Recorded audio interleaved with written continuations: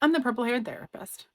And I was at a convention recently where it was brought up on who's neurodivergent, who's allowed in the neurodivergent pool, and who's kicked out. And it got to be quite the discussion.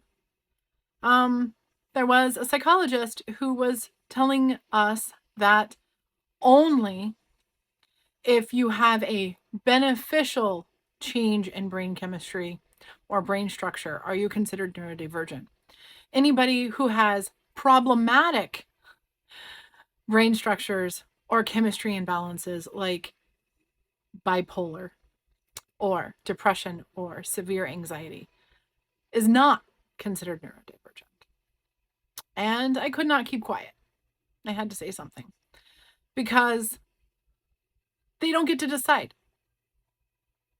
We made the term neurodivergent. We get to decide. We get to decide if we belong or if we don't. Nobody from the APA or the old crusty white guy that wrote the DSM get to decide. We do.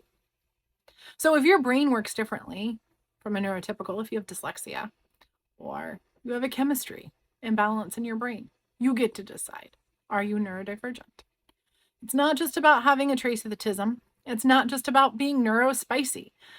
It's about, do you feel like you belong? Do you have too much dopamine? Do you have not enough dopamine? Do you have too much serotonin? Do you have not enough serotonin? Do you have trouble getting oxytocin and have to find it in other substances that may or may not be legal? You get to decide.